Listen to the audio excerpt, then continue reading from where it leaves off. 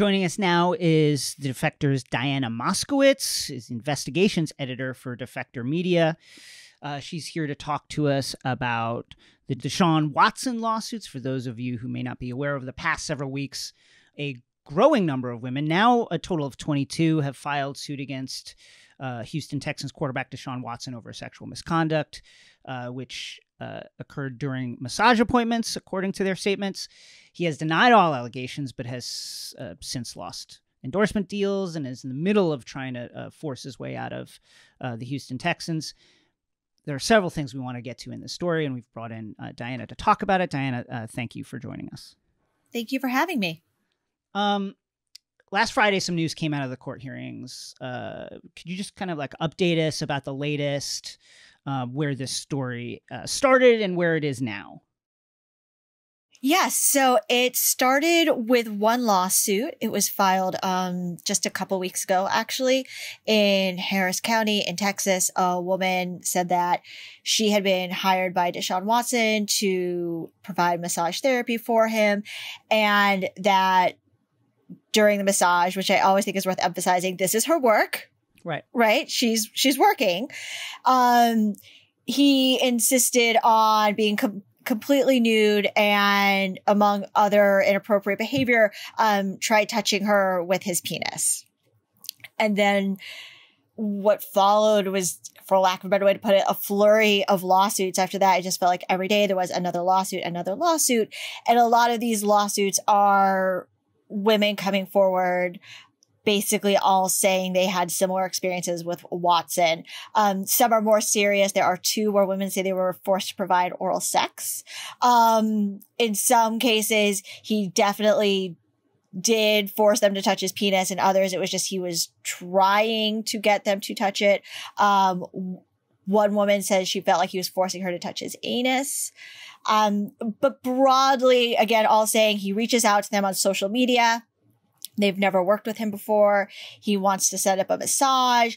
He is very clear about this wanting to be a place where it's very private, where people might not even see either of them coming or going. He also then insists on only covering his groin area with a towel, which sometimes he doesn't even include that. He'll get rid of it very quickly, or he'll get rid of it somehow at some point during the visit, saying he's something like too hot. Again, then this is where the assault happens.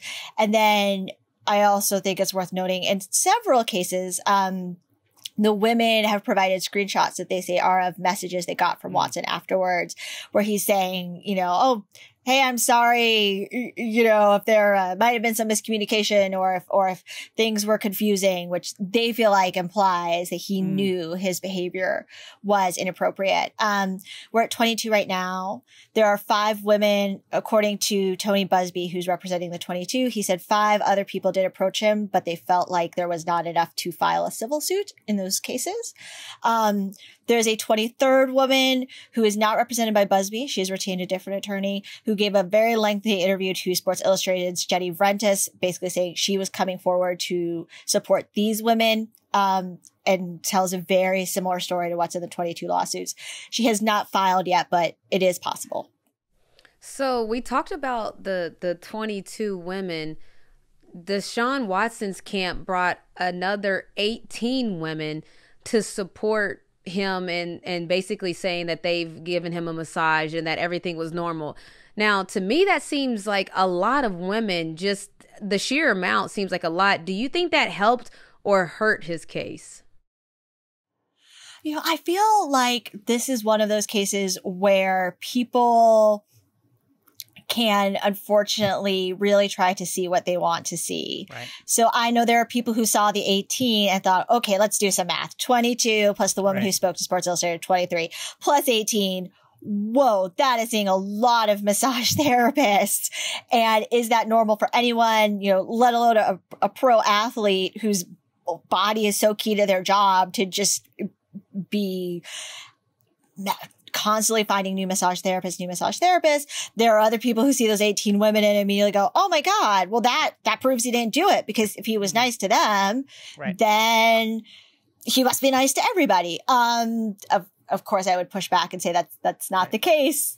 How you are with one person is very individual. You can be nice to someone, horrible to the next person.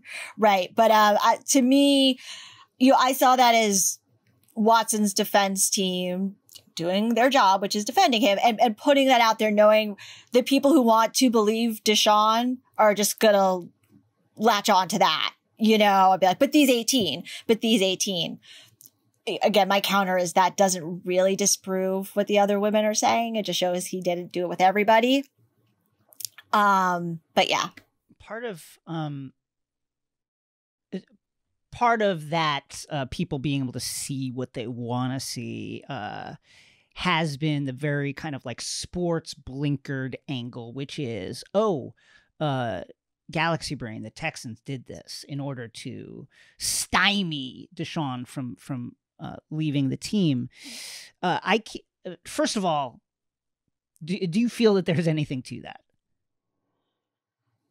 No, I mean, I always have to do the little asterisk look, I don't know everything. I don't have psychic abilities, unfortunately. And who knows how these court cases will play out. There's still so much, down the line. But I keep thinking about everything that came out about the Texans during this football season and what and disorganized feels like a really weak word, to be honest.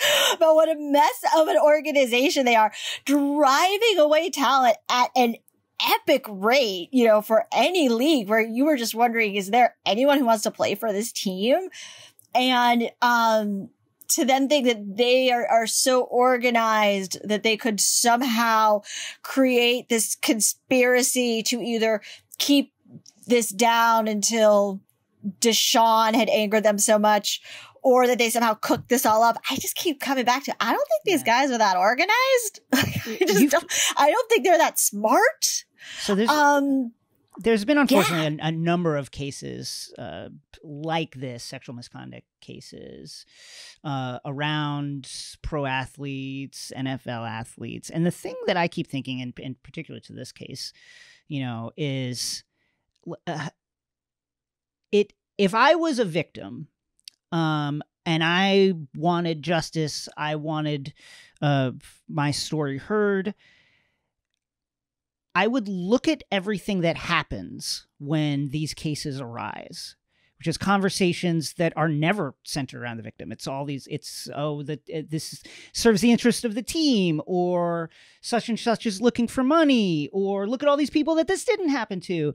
And I would honestly think, is all of this worth it?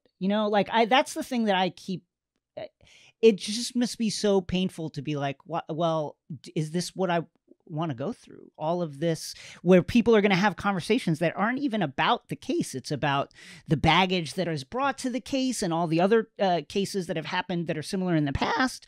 And that's on top of the fact that, standard operating procedure for any defense in this is going to be sully the accusers in some point. Yeah, character assassination. So basically, it's kind of like he's asking, like, how difficult is it, for these women to almost come forward knowing that they're going against a famous person, somebody's favorite athlete, and then knowing that there's going to be that character assassination that almost happens inevitably because of those things. Yeah, we've already seen it in this case. Two women have come forward with their names already. And one of them, did so like at a press conference. You could see her face. She read a statement. She gave her name, Ashley Solis. And within, it was 24 hours, maybe 48, but it was probably, it was really fast. She started getting death threats. She started getting rape threats on her Instagram account. And she has a personal website, because massage therapy is her business. Right. Of course she has a website where she wants you to get in contact with her. Right. And now people are using the contact me form to tell her to die. Yeah. Well, people are sick. People are sick. Like, to send rape threats to a rape victim, that's another level. And I want fans to understand that's not being a fan. Like, that's just not being a fan. If you're a fan of the Texans, doing that is not showing that you're a fan of the Texans. If you're a fan of Deshaun Watson, doing that just doesn't, I'm sorry to interrupt, but that's kind of wild to me. I didn't know that, but that's wild. Like, it's, imagine being the victim to Jason's point. I mean, I keep thinking, like, what amount of money even is worth this amount of toxicity and attention and, like, character assassination. It's just, I have a lot of respect for anybody that comes forward. And I want to thank Renee for saying that, by the way, because I do think that there are people who think, because I'm a fan of Deshaun Watson, because I'm a fan of the Texans, I have to defend them. Yes.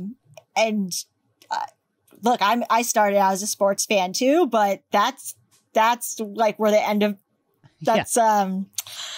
that's where the line of fandom for me ends, right? And look, we're not saying, because a lot of people, we're not saying he's guilty until proven innocent. I'm just saying, you showing your support by attacking a victim is never being a fan, and that is never a part of sports. Like, so because you always have to, there's always going to be people on the other side. We're not saying that he's already guilty. We're not saying any of that. I'm saying, if you think that you're being a fan by supporting him, by attacking someone else, like, that ain't it. That just is not it at all. Do you think that the kind of cultural awareness around these kind of cases, particularly within football, has changed at all? Like, if Roethlisberger happened, if his two sexual assault cases happened in 2021, are they treated differently than they were treated then? I feel like they are and they aren't. It's interesting to see so many people talking about the Roethlisberger case, because I grew up in a Pittsburgh Steelers home. So I remember that one very, very clearly. And I tell this story sometimes where I remember having this conversation with my dad, because that's what we talk about. We talk about the Steelers and just saying, they have to get rid of him. They have to get rid of him. This is unacceptable. And my dad saying, no, they won't, because his job is to win football games. And do you know how hard it is to get a quarterback at that level? Wow. And my dad was right. He was totally proven right. And so I think that with the time that has passed, especially between then and now, Me Too happened. Yeah. I think there is more awareness. I'm seeing better conversations. I'm having this conversation with both of you on this podcast, like, which is not something a conversation I could have fathomed having, 4, 5, 6 years ago. But at the same time, I still, like, I hear that voice in my head saying, he is, and in this case now it's Deshaun Watson, but still he's an elite quarterback. And do you know how hard it is to find a quarterback who's that good at that level, And so I think some has changed for sure, but I would never say that, this has been a groundswell or rethinking of our national values. No, you're absolutely right. Sports finds a way to use an athlete until they aren't a good athlete anymore, or they can't use them anymore. So that's a whole nother topic for a whole nother story. Diana, thank you for joining us. Yeah, thank you for having me.